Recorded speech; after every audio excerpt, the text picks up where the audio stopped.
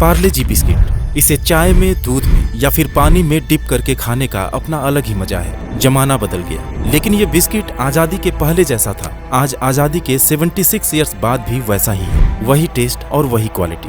हालांकि इसमें इस्तेमाल होने वाले raw materials, man power, machinery और ट्रांसपोर्टेशन कॉस्ट 10 गुना तक महंगे हो गए। लेकिन पिछले 30 सालों से इसका छोटा पैक सिर्फ 5 रुपए का ही मिलता है। एक बार 50 पैसे दाम बढ़ाने की कोशिश भी हुई, लेकिन उसके खिलाफ लोग सड़कों पर उतर गए और आज ये इंडिया में ही नहीं बल्कि पूरी दुनिया में सबसे ज्यादा बेचा जाने वाला बिस्किट है। लेकिन हैरानी की बात है कि इतना सस्ता पार्ले जी बिस्किट बेचकर भी कंपनी लॉस में नहीं बल्कि बहुत ही ज्यादा प्रॉफिट में है। साल 2013 में जहां कंपनी का रेवेन्यू 5000 करोड़ था, वो आज 16000 करोड़ को भी क्रॉस कर चुका है। और ऐसा होने के पीछे पार्ले कंपनी की एक सोची समझी स्ट्रेटजी है। आज की वीडियो में हम पार्ले कंपनी की शुरुआत से लेकर अभी तक की पूरी जर्नी के साथ ही उस राज को भी जानेंगे जिसने कंपनी को इस मुकाम पर लाकर खड़ा कर दिया। पार्ले कंपनी की कहानी शुरू होती है आजादी से पहले, जब मार्केट में विदेशी चीजें खूब महंगे दामों पर बेची जाती थी। बिस्किट्स और कैंडी जैसी छोटी चीजें भी इतनी महंगी थी कि सिर्फ अंग्रेज ही उसका इस्तेमाल कर पाते थे। और ये बात मुंबई के एक सिल्क व्यापारी मोहनलाल दयाल जी को हमेशा खटकती थी।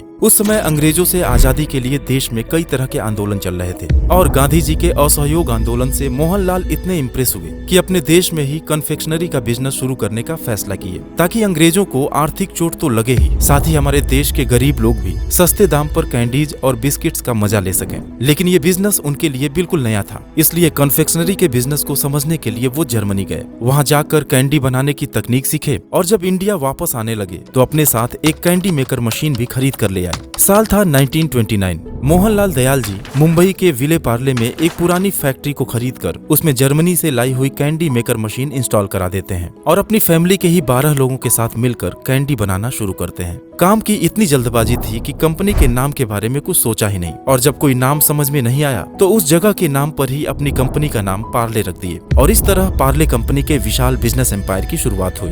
पार्ले कंपनी का पहला प्रोडक्ट था ऑरेंज कैंडी। हालांकि उसके बाद भी कई और तरह के कैंडीज बनाए गए जिसने मार्केट में बहुत ही तेजी से अपनी जगह बनाई, क्योंकि यह देशी स्वाद में बनाया गया भारत का पहला कॉन्फेक्शनरी प्रोडक्ट था।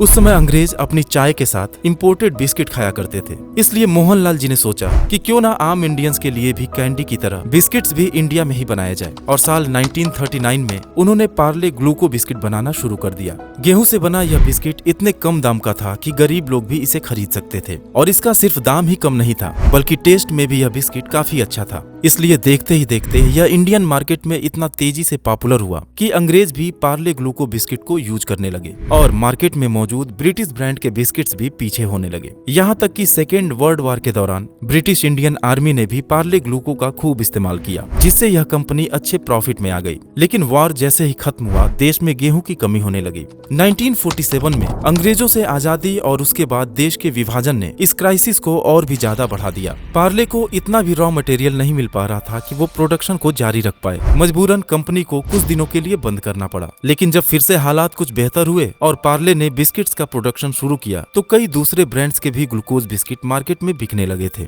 हर कोई अपने बिस्किट के नाम के पीछे ग्लूको या ग्लूकोज का इस्तेमाल करने लगे। कंज्यूमर कंफ्यूज होने लगे और पार्ले बिस्किट की बिक्री पर भी काफी बुरा असर पड़ने लगा। लेकिन प्रॉब्लम ये थी कि ग्लूकोज एक कॉमन वर्ड होने की वजह से उसका कॉपीराइट नहीं मिल सकता था। पार्ले ने भीड़ से अलग और प्रीमियम दिखने के लिए 2 स्ट्रेटजीज पर काम किया। सबसे पहले तो उसने अपनी नॉर्मल पैकेजिंग को चेंज करके एक पीले वैक्स पेपर का इस्तेमाल करना शुरू किया, और जहां पैकेट पर पहले गाय और ग्वालन की फोटो हुआ करती थी, उसकी जगह लाल रंग के पार्ले ब्रांडिंग के साथ एक छोटी सी लड़की की तस्वीर को छापा जाने लगा। हालांकि ये तस्वीर एक काल्पनिक पिक्चर थी जिसे एवरेस्ट ब्रांड सॉल्यूशंस ने तैयार किया था। और उनकी दूसरी स्ट्रेटजी की बात करें तो साल 1982 में उन्होंने पार्ले ग्लूको का नाम बदलकर पार्ले जी कर दिया, जहां जी ग्लूकोज को रिप्रेजेंट करती थी। लेकिन आगे चलकर कवर पर जो छोटी लड़की थी उसी को अपना ब्रांड एम्बेसडर बनाकर और जी फॉर जीनियस के मैसेज के साथ टीवी पर जोर शोर से एडवर्टाइज करना शुरू कर दिया। और पार्ले जी रेस में इतना आगे निकलता चला गया कि बाकी कंपनीज के लिए उसके आसपास भी पहुंचना मुश्किल हो गया। दोस्तों, 90s में पहली बार पार्ले जी का प्राइस 5 रुपए किया गया और आज 30 साल बाद भी उसका प्राइस 5 रुपए ही है। लेकिन ऐसा नहीं है कि कंपनी ने दाम बढ़ाने की कोशिश नहीं की। एक बार तो सिर्फ 50 पैसे दाम बढ़ाने की की जब कोशिश हुई तब लोग सड़क पर उतरकर विरोध करने लगे। तो ऐसे में सवाल ये उठता है कि कोई कंपनी भला अपने प्रोडक्ट का प्राइस इतने लंबे समय तक सेम कैसे रख सकती है। इसे समझने के लिए पार्ले की बिजनेस स्ट्रेटजी को समझना जरूरी है। अब लोगों के प्रोटेस्ट ने तो ये साबित कर दिया था कि पार्ले जी अब देश का बिस्किट बन चुका है और गरीब से लेकर अमीर तक हर कोई इंसान इसको पसंद करने लगा है। बस इसी बात को कंपनी ने भुनाना शुरू किया।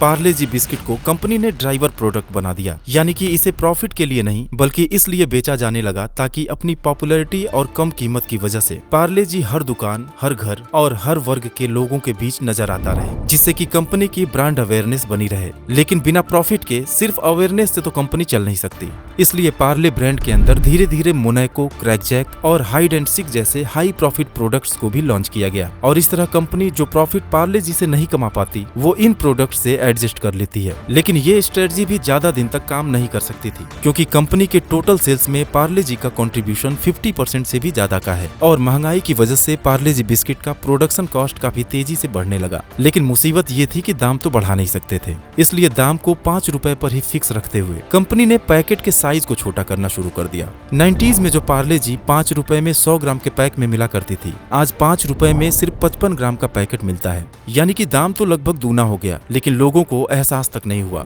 इसके अलावा भी पार्ले ने कुछ बुनियादी चीजों पर इतनी बारीकी से ध्यान दिया कि उनका प्रोडक्शन कॉस्ट अपने कॉम्पिटिटर से हमेशा कम रहा है। जैसे कि वो रॉ मटेरियल्स काफी सस्ते रेट पर सीधे उसके सोर्सेज से ही खरीदते हैं, जिससे कि बीच के मीडिएटर का कमीशन खत्म हो जाता है। कहते हैं ना कि जो पैसा रॉ मटेरियल्स की खरीद में बचा लिया जाए वो कंपनी के लिए सीधा नेट प्रॉफिट की तरह होता है। और दोस्तों आप तो जानते ही हैं, कन्फेक्शनरी और फूड इंडस्ट्री में वेस्टेज एक बड़ी प्रॉब्लम है, लेकिन पार्ले की एक बहुत ही अच्छी बात ये भी है कि उनका वेस्टेज ना के बराबर है। आपको जानकर हैरानी होगी कि पार्ले जी का 115 टन बिस्किट बनाने में सिर्फ 1% का वेस्टेज होता है। साथ ही उनका प्रोडक्शन लाइन भी इतना प्रॉपरली मैनेज्ड है कि उसकी एफिशिएंसी भी काफी हाई है, जो प्रोडक्ट के कॉस्ट को कंट्रोल करने में मदद करती है। पार्ले को जब ये रियलाइज हुआ कि उनके कस्टमर्स काफी प्राइस सेंसिटिव हैं, तो उसने अपने ब्रांडिंग और पैकेजिंग जैसी चीजों पर होने वाले खर्च को जितना हो सकता था उतना कम कर दिया। यही वजह है कि पहले जहां पार्ले जी बिस्किट वैक्स पेपर की प्रीमियम पैकेजिंग में आती थी, आज वो एक सस्ती प्लास्टिक पैकेजिंग में आने लगी है। फैक्ट्रीज की स्ट्रेटेजिक लोकेशन भी पार्ले जी के लो प्राइस होने की एक मेन वजह है। दरअसल जितनी भी जगहों से डिस्ट्रीब्यूशन के एक बड़े हिस्से को कवर किया जा सकता था, पार्ले जी ने उन सभी जगहों पर अपनी फैक्ट्रीज लगाई हुई है। यही वजह है कि आज हमें मुंबई, कर्नाटक, राजस्थान और हरियाणा जैसे कई जगहों पर पार्ले जी की फैक्ट्रीज दिखाई देती हैं। और इनमें से कोई भी फैक्ट्री मेन सिटी से 60 किलोमीटर से ज्यादा डिस्टेंस पर नहीं है, जिससे फायदा ये है कि उनके ट्रांसपोर्टेशन और लॉजिस्टिक कॉस्ट में काफी बचत हो जाती है। 2003 में पार्ले जी को दुनिया में सबसे ज्यादा बेचा जाने वाला बिस्किट डिक्लेयर किया गया और जैसे जैसे वक्त बीतता गया पार्ले जी एक साम्राज्य की तरह हो गया।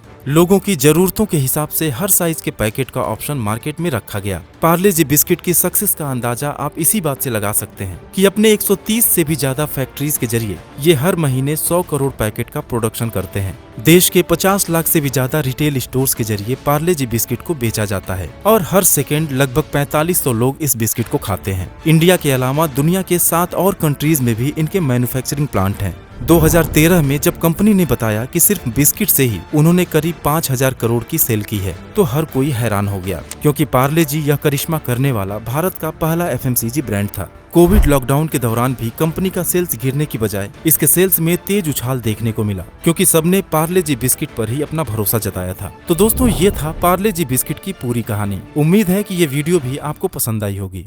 Thanks for watching.